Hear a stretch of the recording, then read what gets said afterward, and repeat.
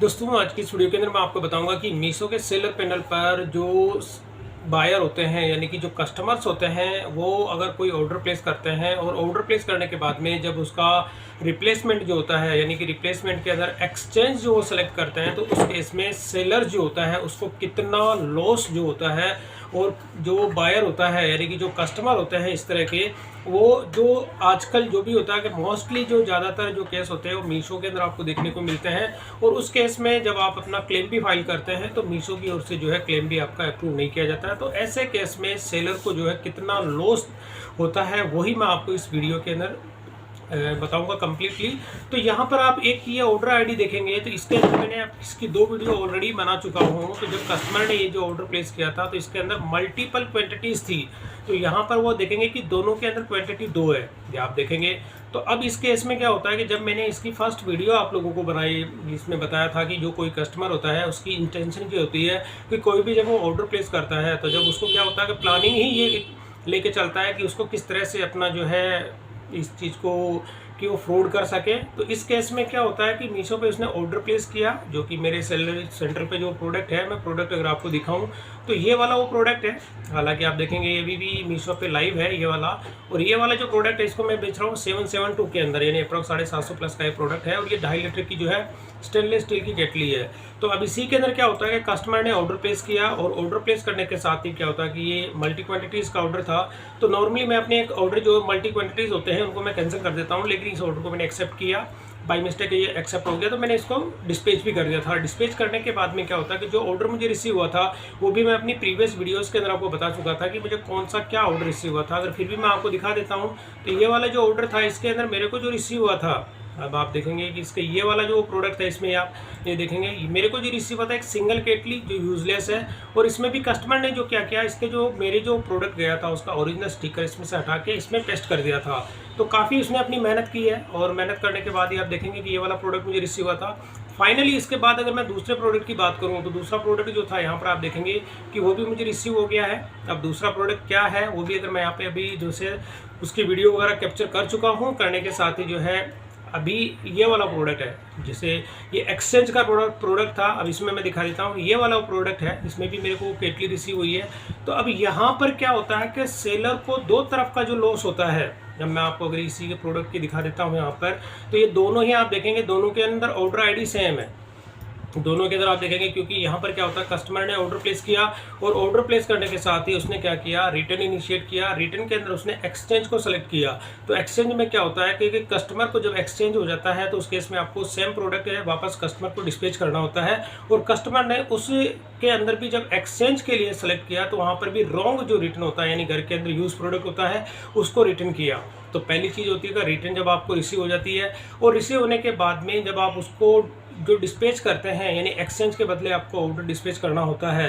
तो एक्सचेंज के अंदर भी क्या होता है कि जब आपने क्या करते हैं कि जब एक्सचेंज मैंने किया करने के साथ आप देखेंगे 2-2 की क्वांटिटी में थी।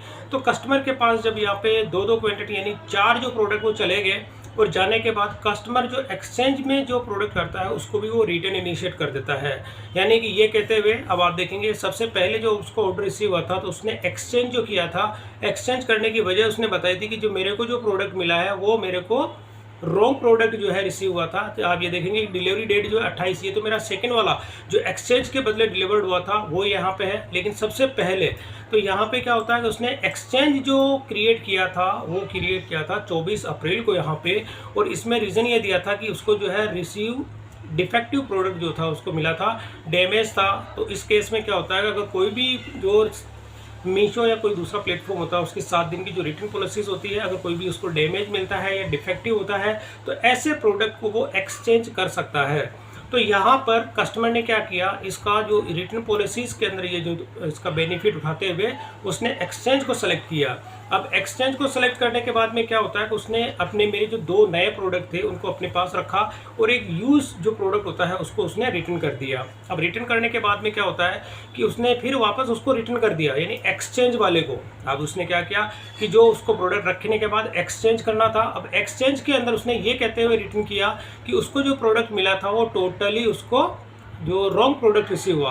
क्योंकि जब भी कोई बायर होता है यानी कस्टमर जो होता है, अगर उसको आप एक्सचेंज के बदले कोई ऑर्डर भेजते हैं तो ये कह के रिटर्न उसको कर सकता है कि आपको जो प्रोडक्ट रिसीव हुआ है तो वो टोटली रॉन्ग प्रोडक्ट आपको रिसीव हुआ है। तो ये 7 डेज़ की जो रिटर्न पॉलिसीज होती है, इसके तहत इसने कस्टमर ने उस प्रोडक्ट को भी रिटर्न कर दिया। और रिटर्न के अंदर मुझे क्या मिला वो मैं दोनों चीज़ आपको दिखा चुका हूँ। और दोनों के अंदर आप देखेंगे दो क्वांटिटीज़ के अंदर जो यहाँ पे अभी मैंने प्रोडक्ट डिस्पैच किए थे। तो अब इस केस में क्या होता है कि मैं तो जो इस तरह के जो कस्टमर होते हैं, हालांकि मैं अपना जो है कि मल्टीपल क्वांटिटीज़ को मैं मीशो के अंदर एक्सेप्ट नहीं करता, लेकिन यहाँ पर पहली स्टेप मेरी ये होती है कि ऐसे कस्टमर को मैं ब्लैक लिस्ट में डाल देता हूँ। क्योंकि इसका बाई मिस्टेक अगर मैं इसका ऑर्डर भी अगर एक्सेप्ट कर लेता हूँ तो ऐसे कस्टमर की मैंने पूरी ब्लैक लिस्ट बना रखी है। तो जिसके अंदर जो मुझे ब्लैक लिस्ट में जो कस्टमर होते हैं उनके ऑर्डर्स को मैं किसी भी प्लेटफॉर्म से अपना ऑर्डर डिस्पैच नहीं करता हूँ। तो यहाँ पर ये चीज़ तो होगी। अब इसके बाद में क्या होता है कि दोनों के अंदर आप देखेंगे कि यहाँ पे रिटर्न चार्जेस आपके रिवर्स और फॉरवर्ड जो शिपिंग चार्ज है वो लग जाते हैं। तो दोनों की ये ऑर्डर आईडी है। तो ये एक चीज़ तो होती है कि सेलर्स के यहाँ पे क्या होता है कि एक तो उसका प्रोडक्ट भी जाता है और इसके साथ में उसके रिवर्स और फॉरवर्ड जो फॉरवर्ड शिपिंग चार्जेस होते हैं वो भी लग जाते हैं। तो अब इसके बाद में क्या होता है कि मैंने इसका जो केस लॉक किया था, अब टिकट में बता देता हूँ आपको। मैंने अपने माई टिकट्स में जाके और यहाँ पर सबसे पहले मैंने अपना जो रॉन्ग रिटर्न रिसीव हुआ था इसका मैंने यहाँ पे टिकट इरेज किया है। तो यहाँ पर आप देखेंगे अभी मैंने कुछ टाइम पहले ही इसका टिकट इरेज किया है और ये पूरी की पूरी डिटेल्स मैंने यहाँ पे शेयर कर दी है। तो ये तो था कि एक यानी एक्सचेंज के बदले मेरे को जो रिसीव हुआ था उसका मैंने यहाँ पे क्लेम फाइल किया।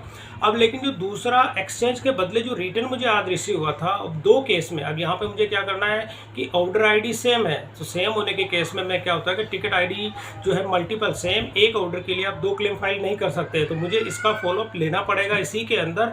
तो यहाँ पर आप देखेंगे ये वाला ऑर्डर आईडी था। अब जैसे ही इसका क्लेम का क्या होता है, रिजेक्ट करते हैं या इसको एक्सेप्ट अप्रूव होता है नहीं होता है, ये मैं अपनी नेक्स्ट वीडियोस के अंदर आपको इसका अपडेट दूंगा। और इसके साथ ही मैंने एक जो है इसमें टिकट और इरेज किया है। यहाँ पर आप देखेंगे ये वाला टिकट है, इसमें मैंने एक ऑर्डर आईडी मेंशन किया है। ये ऑर्डर आईडी मेंशन किया है और इसमें मैंने लिखा है कि आप जो है इस कस्टमर को मेरे सेलर पैनल में ब्लॉक कर दीजिए क्योंकि ये कस्टमर चोर है। तो ये वाली चीज़ होती है कि मैंने एक अदर के अंदर इसको तरह की जो है यहाँ पे टिकट इरेज कर दिया। तो यहाँ पर ये जो होता है कि एक तो मैंने पहली स्टेप तो ये की कि अपना जो सेफ्टी क्लेम जो होता है यानी कि इसके अंदर जो क्लेम का टिकट इरेज होता है वो मैंने इसमें इरेज कर दिया। सेकंड, इसके अंदर मैंने इस तरह के जो कस्टमर जो होता है उसकी ब्लॉक करने की भी यहाँ पे मैंने रिक्वेस्ट इसमें मीशो के सेलर पैनल पे इसकी मैंने जो है कंप्लेन इरेज कर दी है। तो अब यहाँ पे अब ये क्लेम मेरा अप्रूव होता है या नहीं होता है, ये वाली जो अपडेट होगी मैं अपनी नेक्स्ट वीडियोस के अंदर आपको दूंगा। तो दोस्तों यहाँ पर क्या होता है कि कस्टमर जब इस तरह से आपके साथ में चीटिंग करते हैं या फ्रॉड करते हैं तो मल्टीपल क्वांटिटीज़ जो होती है, तो यहाँ पर मैं मीशो के लिए आपको यही गाइडलाइन रहेगी कि कोई भी अगर आपका मल्टीपल क्वांटिटीज़ के अंदर कोई ऑर्डर होता है तो उसको आप एक्सेप्ट ना करें, क्योंकि उसको आप कैंसिल कर दें। और एक्सेप्ट करते हैं तो जो आप देखेंगे कि यहाँ पर अभी मेरे को यहाँ पे 2 तरफ का नहीं 3 से 4 तरफ का मतलब इसमें अप्रॉक्स मेरे को काफ़ी इसमें लॉस है। तो ये चीज़ अगर क्लेम मेरा अप्रूव भी हो जाता है तो उस केस में भी मैं इसमें जो प्रॉफिट में नहीं रहूँगा, क्योंकि क्लेम का स्टेटस क्या रहेगा ये मैं अपनी नेक्स्ट वीडियो के अंदर आपको बताऊंगा। उस केस में आपको ये भी बताऊंगा कि कितना इसमें मुझे लॉस हुआ है। तो दोस्तों ये थोड़ी सी क्या होता है कि जो बायर होते हैं वो इस स्ट्रेटेजी को जो प्लानिंग करते हैं ऑर्डर के लिए, अगर मल्टीपल क्वान्टिटीज़ के अंदर आपको कोई भी अगर ऑर्डर रिसीव होता है तो उससे आप एक्सेप्ट ना करें। स्पेशली मैं मीशो की बात कर रहा हूँ। तो बाकी फ्लिपकार्ट और अमेजोन में इस तरह के जो केस आपको नहीं देखने को मिलते हैं, अगर देखने को भी मिलते हैं तो वहाँ पर आपको क्या होता है क्लेम आपका अप्रूव हो जाता है। तो दोस्तों वीडियो पसंद आए तो इसे लाइक और शेयर जरूर करें और मेरे चैनल को सब्सक्राइब करना ना भूलें।